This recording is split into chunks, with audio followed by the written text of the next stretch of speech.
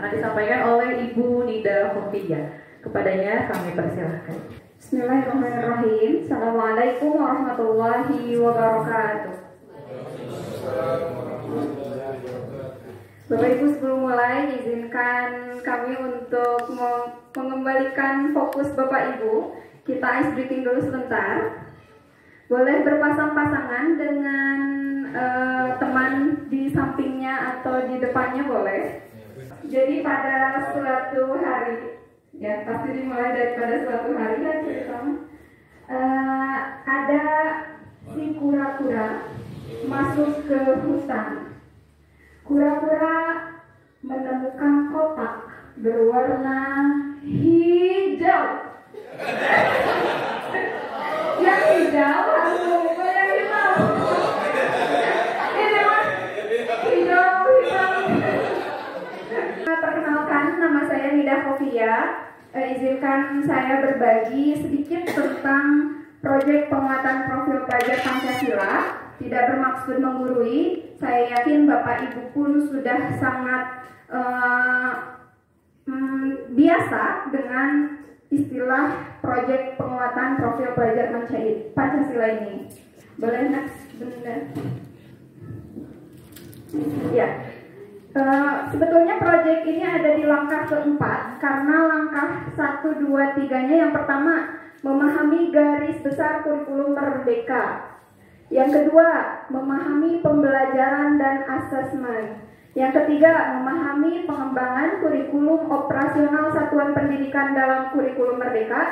Yang keempat, ini baru di kurikulum kita, tidak ada di kurikulum 2013, yaitu memahami pengembangan proyek penguatan profil pelajar Pancasila. Betul Bapak Ibu baru? Enggak? Oh sudah sebetulnya, tapi mungkin baru dinamai proyek. Karena istilah proyek baru ditemukan di kurikulum merdeka ini. Ini langkahnya, ini garis besarnya. Yang pertama menyiapkan ekosistem sekolah, mendesain proyek penguatan profil pelajar Pancasila, atau nantinya saya sebut P5 saja ya Bapak Ibu agar singkat, padat, dan jelas. P5 itu penguatan profil pelajar Pancasila. Jadi guru zaman sekarang sudah jangan aneh kalau ada P5. P5 P apa sih gitu. Jadi P5 adalah apa Bapak Ibu? Ada proyeknya Bapak? Proyek penguatan profil pelajar Pancasila. Oke, yang ketiga, pengelola proyek penguatan atau proyek P5, mengelola asesmen dan pelaporan hasil P5, kemudian evaluasi dan tindak lanjut P5. Ya, ini dia yang saya temukan di buku panduan. Nanti mungkin saya bagikan juga buku panduan dari proyeknya karena ada 100 berapa puluh halaman gitu ya Bapak Ibu, 150-an halaman. Jadi kalau Bapak Ibu mau lebih paham lagi karena waktunya terbatas hanya 1 jam, nanti boleh membaca sendiri rujukan dari pemerintah. Jadi sudah ada buku panduannya. Ini yang ada di buku panduan. Pelajar Indonesia merupakan pelajar sepanjang hayat yang kompeten, berkarakter, dan berperilaku sesuai nilai-nilai Pancasila. Makanya disebut ada profil Pancasila disebutnya. Kemudian profil pelajar Pancasila adalah karakter dan kemampuan yang dibangun dalam keseharian dan dihidupkan dalam diri setiap individu peserta didik melalui budaya satuan pendidikan, pembelajaran intrakurikuler, proyek penguatan profil pelajar Pancasila, dan ekstrakurikuler. Jadi, proyek ini bukan ekstrakurikuler Bapak Ibu. Sering terjadi miskonsepsi kalau proyek ini dimasukkan ke ekskul, tapi bukan ya Bapak Ibu. Next, bentar. Ya, boleh dilihat di sini. Ini ada dimensi P5. Dimensi P5 ada 6. Kreatif, benar, kritis, mandiri, beriman, bertakwa kepada Tuhan Yang Maha Esa, dan berakhlak mulia, berkebinekaan global, dan bergotong royong. Di dalam ini harus ada di intrakurikuler, ekstrakurikuler, maupun proyek atau P5. Dan yang menaungi itu semua adalah budaya satuan pendidikan. Masing-masing. Nah, kenapa PMK perlu? Ini Bapak Pendidikan kita, Ki Hajar Dewantara, mengatakan perlulah anak-anak atau taman siswa kita dekatkan hidupnya kepada peri kehidupan rakyat, agar supaya mereka tidak hanya memiliki pengetahuan saja, jadi tidak hanya teori tentang hidup rakyatnya, akan tetapi juga dapat mengalaminya sendiri. Jadi harus mengalami siswanya. Dan kemudian tidak hidup berpisah dengan rakyatnya. Karena kalau di kurikulum sebelumnya mungkin tidak terasa siswa seperti belajar dari teori saja. Jadi ini teori konstruktivitas juga masuknya ya Bapak Ibu. Nah, ini hal yang paling pertama harus dilakukan untuk melaksanakan P5. Yang pertama yaitu menyiapkan ekosistem satuan pendidikan, yaitu membangun budaya satuan pendidikan yang mendukung pelaksana P5. Adakah di sini Bapak Ibu guru yang masih kurikulum teh beda dari wae gitu. Kemudian ayeuna mah aya project ngariweuhkeun, ada tidak Bapak Ibu yang seperti itu? Insya Allah di sini mah tidak ada ya, tapi di segelintir sekolah seperti itu mungkin ya. Jadi bagi guru-guru satu hal harus terbuka terhadap perubahan dan harus mau belajar. Jadi karena kurikulum ini menekankan belajar sepanjang hayat, makanya harus terbuka dan mau belajar gurunya. Jadi yang pertama harus dilakukan adalah membangun budaya dari satuan pendidikan itu sendiri. Kemudian memahami peran peserta didik, pendidik, dan satuan pendidikan dalam pelaksanaan P5. Bapak Ibu kepala sekolah membentuk koordinator proyek. Koordinator membentuk fasilitator nantinya. Jadi tim yang membentuk proyek adalah Bapak kepala sekolah. Nanti pada prosesnya Bapak kepala sekolah hanya mendampingi. Kemudian yang terjun langsung adalah fasilitator. Diawasi oleh koordinator dan yang langsung terjun adalah fasilitator. Jadi ada tim-timnya di proyek ini. Nanti kepala sekolah masuk ke SK, di SK-kan siapa saja nih yang masuk jadi koordinator P5 gitu. Dan jadi fasilitatornya siapa saja. Jadi dipilih Bapak Ibu ya. Dipilih dari apa? Dinilai dari guru-guru yang sudah mampu. Pasti seperti itu di setiap sekolah. Kemudian terakhir mendorong penguatan kapasitas pendidik dan pelaksanaan P5. Karena pendidik juga merupakan hal yang baru ini, jadi perlu adanya pengayaan bagi pendidik tentang proyek ini. Karena baru, tentu pendidik juga harus belajar terus. Entah itu di pembelajarannya seperti pembelajaran berdiferensiasi nanti setelah zuhur. Jadi harus banyak belajar lagi pendidiknya juga. Nah ini Bapak Ibu punten singkat saja dan cepat karena waktu kita terbatas dan nanti Bapak Ibu akan ditugaskan membuat modul yang sederhana. Modulnya juga ada banyak komponennya, hanya ini dibuatnya yang sederhana saja nanti.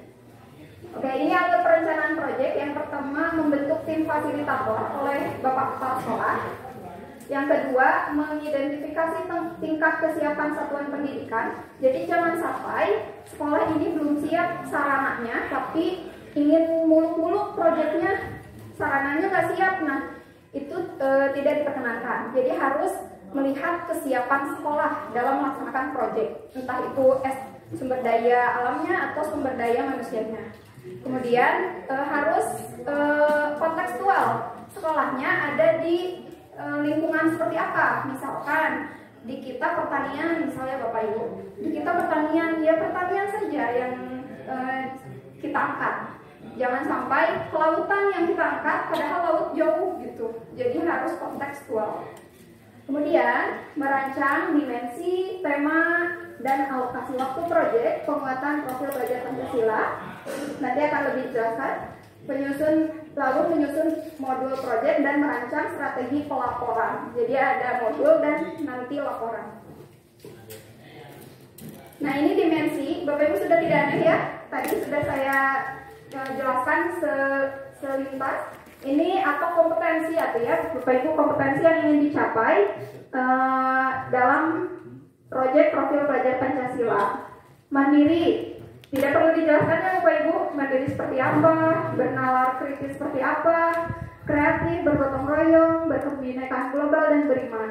Nah, ini tidak hanya satu saja yang boleh dituliskan. Ini saling berkaitan. Dalam satu proyek bisa jadi ada dimensi ini, ada dimensi ini, misal gitu ya. Jadi boleh saja dituliskan beberapa. Mohon maaf, di dimensi nanti ada turunan elemen dan subelemen. Nanti elemen dan subelemen Bapak Ibu bisa lihat di contoh modul yang nanti akan di-share. Jadi nanti juga di-share ya contoh modulnya, karena kalimatnya panjang tapi intinya ke sini-sini lagi gitu. Kalau elemen dan subelemen. Nah, setelah menentukan dimensi, misalkan anak kita ingin anak-anak bernalar kritis, apa tema yang kita angkat? Pemerintah sudah memberikan 7 tema ini untuk tingkat SD, SMP, dan SMA, Bapak Ibu. Jadi kalau PAUD beda lagi, atau disebutnya fase ya, kalau di kurikulum Merdeka, fase D ini ada 7. Yang pertama, gaya hidup berkelanjutan. Yang kedua, kearifan lokal. Ketiga, Bhinneka Tunggal Ika. Keempat, bangunlah jiwa dan raganya. Kelima, suara demokrasi. Keenam, rekayasa teknologi. Dan ketujuh, kewirausahaan. Oke, next. Nah, ini untuk alokasi waktu sebetulnya yang berhak untuk mengatur dan agar tidak membuang-buang waktu energi Bapak Ibu guru, harusnya sih ke kurikulum sudah mengatur ini jam project. Jadi Bapak Ibu guru tinggal menerima jadwal gitu ya. Jadi ya satu orang yang mengatur jadwal project. Untuk nah ini untuk SMP sendiri atau ada di fase D 320 jam pelajaran. Ini bisa dibagi-bagi. Next, ini bentuk yang pertama dilaksanakan setiap hari Jumat. Misalnya Bapak Ibu boleh juga Kamis, boleh hari apapun. Setiap hari Jumat diisi dengan proyek, tidak ada kegiatan lain seperti itu. Tapi di SMPIK sendiri ini bisa saja diadaptasi ya. Untuk jam pertama ada English Day, jam kedua ada mata pelajaran biasa, sisanya proyek di SMPIK. Jadi setelah dipadatkan memang tidak bisa hanya proyek saja. Jadi tapi asalkan jam pelajaran tadi mencukupi 320 tadi. Nah, ini tipe kedua. Jadi dilaksanakan di beberapa jam saja di setiap harinya malah. Jadi setiap hari ada proyek tapi hanya 2 jam pelajaran gitu. Next, Bunda. Kalau ini dalam 1 bulan penuh dilaksanakan proyek. Jadi boleh saja seperti ini di panduannya. Jadi nanti Bapak Ibu boleh atau koordinator yang sudah ditunjuk nanti boleh berdiskusi dengan kurikulum mana waktu yang tepat yang akan dipilih oleh sekolah masing-masing. Nah, ini langsung ke apa aja sih yang ada di modul project. Ini singkatnya sebetulnya lebih dari ini Bapak Ibu. Kalau singkatnya, kalau sudah mencakup ini sudah betul gitu, sudah cukup. Yang pertama ada profil modul, ini atau identitas ya, untuk identitas. Tema yang tadi mau tema yang mana antara 7, entah itu kewirausahaan atau yang lain-lain boleh. Kemudian fase, kita ada di fase D, kelas 1, 2, 3 tetap fase D. Kemudian durasi kegiatan, misalkan setiap tahun itu ada 3 proyek yang harus dilaksanakan, 3 tema proyek yang berbeda yang harus dilaksanakan. Jadi dituliskan durasi kegiatan proyek ini berapa lama. Kemudian tujuan berisi dimensi yang ingin dicapai, elemen, subelemen, P5. Kemudian ada rubrik pencapaian. Nanti di-share mungkin ya contohnya Bapak Ibu karena rubrik cukup banyak, hanya pertanyaan dan atau pernyataan, kemudian sangat baik, baik, cukup, itu rubrik yang seperti itu. Kemudian alur aktivitas. Nah, karena di alur project ada pengenalan dan lain-lain, jadi dituliskanlah alur di sini. Kemudian akses atau kalau di RPP mah kita kenal sama isinya ya, jadi isinya tuh ada di alur. Kemudian asesmen penilaian, jadi agar tahu project ini atau dimensi ini sudah tercapai belum sama peserta didik, harus ada asesmen. Jadi kalau nggak ada asesmen, dari mana kita tahu ketercapaian project ini? Nah, ini komponen modul project, masih komponennya. Bapak Ibu ini boleh pilih, Bapak Ibu siap yang mana? Yang pertama tahap awal, menggunakan modul yang sudah ada saja. Jadi tapi tentu harus pilih yang sesuai dengan sekolah kita. Jangan modul yang mana lah, yang penting ada gitu. Kita baca dulu, diidentifikasi dulu, cocok tidak dengan sekolah kita, pakailah modul itu tanpa diubah-ubah.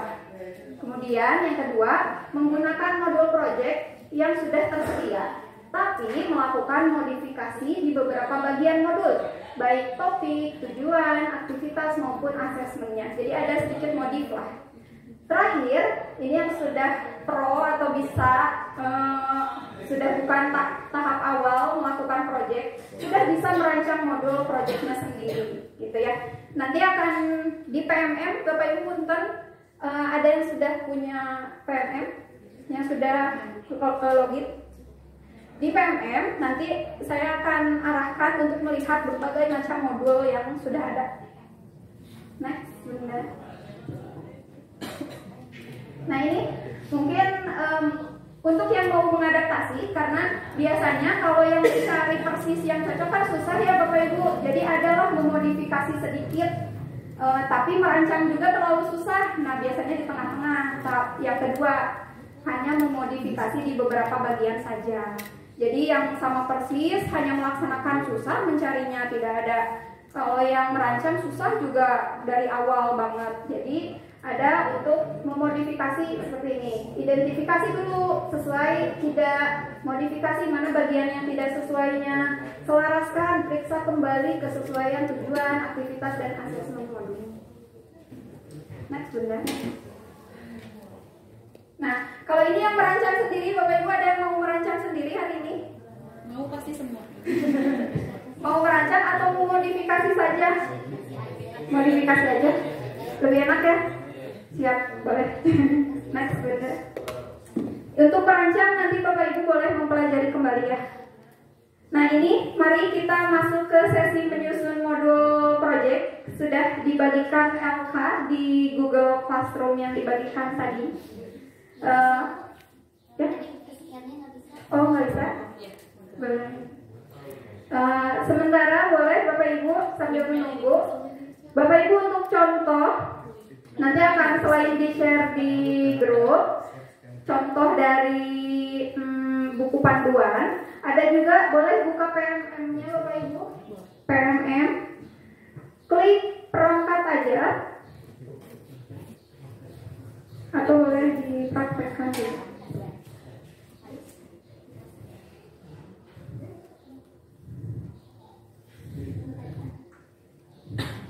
Nah, ini punya saya sendiri.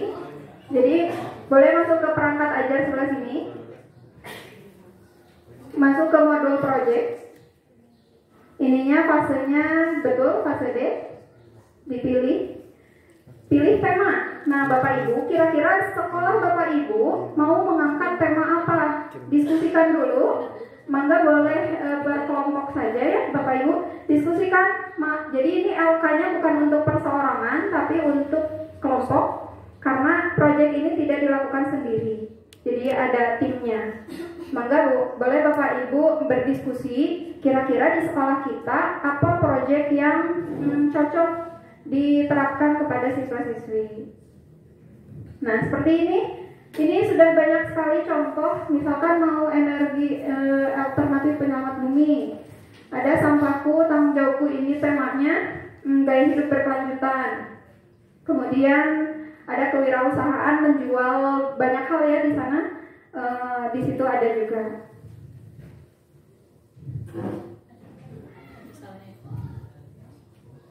Ya, ini yang Bu Maulida buka, temanya gaya hidup berkelanjutan. Judulnya Sampahku Tanggung Jawabku. Ini temanya sudah, karena di angka saya hanya memberikan garis besarnya saja, tuliskan saja temanya. Nanti dituliskan temanya gaya hidup berkelanjutan gitu. Ya, satu lagi untuk project. Saya memberikan Word ya Bapak Ibu, file Word. Sebetulnya boleh saja dalam bentuk macam-macam. Di kurikulum Merdeka ini guru sangat dibebaskan untuk berkreasi, mau di Canva, mau di PPT ya, PowerPoint, atau di aplikasi lain, sangat boleh Bapak Ibu sampai menarik gitu. Jadi kalau yang di Word itu mah hanya untuk rancangan kotor, rancangan belum bersih gitu ya. Hanya rancangan saja. Bapak Ibu ada pertanyaan dulu sebelum menyusun proyek yang akan dilakukan sekolahnya? Saya yakin perlu waktu lebih untuk menyusun modul proyek karena kami pun begitu. Ini hanya garis besarnya saja, sudah terbayang setiap minggunya aktivitasnya seperti apa, tema yang mau diangkat apa, dan asesmennya bagaimana gitu. Kita masuk ke sesi presentasi dari setiap kelompoknya. Tidak lupa mohon ada yel-yelnya Bapak Ibu. Yel-yelnya kalau bisa berubah dari yang tadi. Gimana contoh yel-yelnya? Ini yel-yel gitu.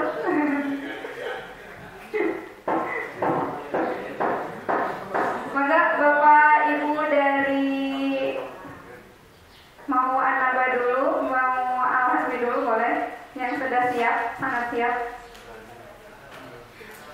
Garis besarnya saja Bapak Ibu, kami akan melaksanakan proyek dengan tema apa, dimensi yang ingin kami tanamkan apa saja.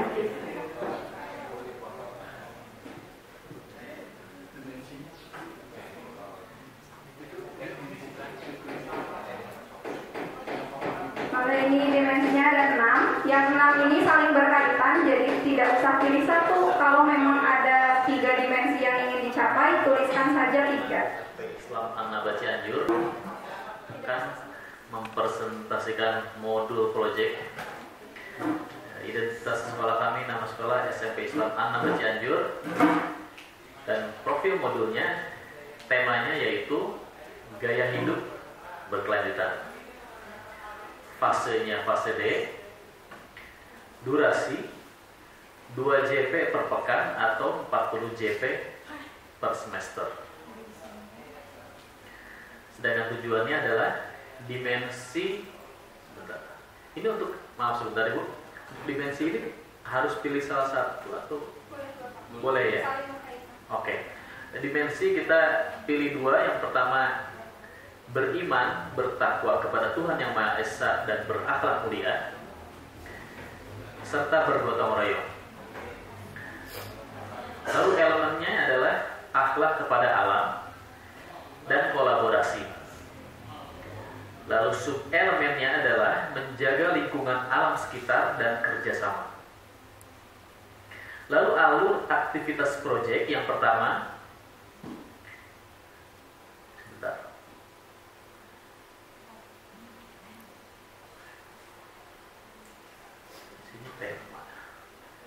kita proyeknya yaitu membuat ekoenzim atau membuat sampah dari dapur, sampah organik menjadi pupuk.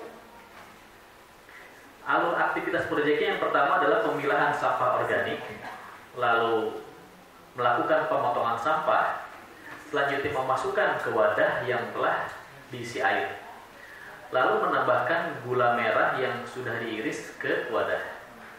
Selanjutnya menutup wadah dan memberikan selang keluar untuk gas ya. Selanjutnya membiarkannya dalam wadah selama 40 hari. Lalu setelah 40 hari kita kemas hasil yang berbentuk air yang sudah terfermentasi menjadi ekoenzim untuk bisa untuk bisa dipakai nanti dimanfaatkan sebagai pupuk. Untuk asesmennya formatif rubrik. Demikian yang bisa disampaikan. Terima kasih. Barakallahu fikum. Assalamualaikum warahmatullahi wabarakatuh. Kami dari SMP Ishaq Islam Al-Hasbi yang kemudian tadi kami diberi tugas untuk menyusun modul project, dan ini adalah hasil yang tadi kita rembukan, kami diskusikan dari tema yang kami ambil kebetulan sama dengan yang tadi ditampilkan, yaitu gaya hidup berkelanjutan. Pastinya D tentu. Durasinya kami ada 48 JP yang kemudian per minggu itu diambil di hari Jumat sekitar 6 JP. Selanjutnya di sini ada tujuan. Tujuannya yaitu membantu peserta didik untuk mengetahui manfaat dan bahaya sampah bagi kehidupan saat ini dan yang akan datang. Yang keduanya mengetahui cara-cara pengolahan sampah agar mempunyai nilai manfaat, nilai ekonomis. Nah, kemudian adalah pertanyaannya, kenapa kami mengambil gaya hidup berkelanjutan serta yang diambil adalah sampah? Karena kebetulan di sekolah kami adalah boarding school yang full siswanya adalah boarding, mondok di sana, tentu juga banyak sampah organik dan non-organik yang terkumpul di lingkungan kita. Nah, tujuan diambilnya proyek ini adalah untuk bagaimana kita bisa memanfaatkan hal tersebut menjadi satu nilai yang memang bermanfaat dan ekonomis. Di tahapan selanjutnya kami dimensinya ada beriman, bertakwa kepada Tuhan Yang Maha Esa dan akhlak mulia, gotong royong dan kreatif. Saya kira dimensi tersebut mencakup setiap hal yang kami lakukan ketika kami bisa memilih dan memilah sampah-sampah yang ada, serta membiasakan siswa untuk bagaimana mereka bisa menyimpan sampah atau membuang sampah pada tempatnya.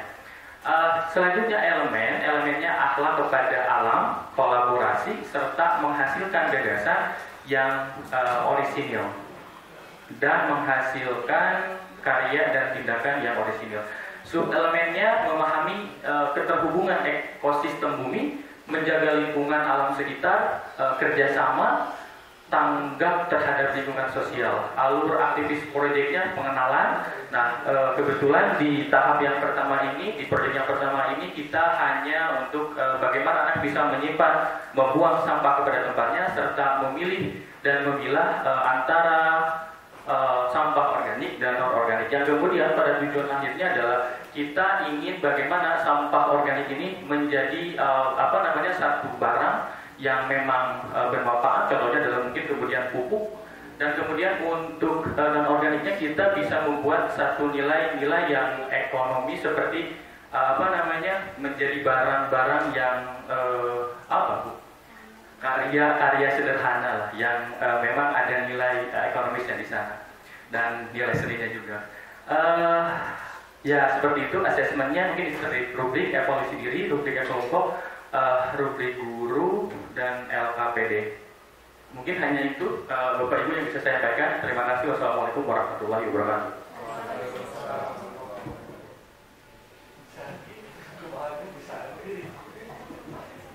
Bismillahirrahmanirrahim. Kelompok kreatif.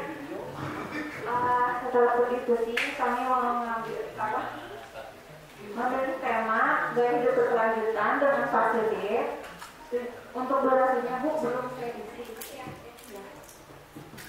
Tujuan dimensi yang dipilih yaitu dimensi beriman, bertakwa kepada Tuhan Yang Maha Esa dan berakhlak mulia. Elemen akhlak pada Allah.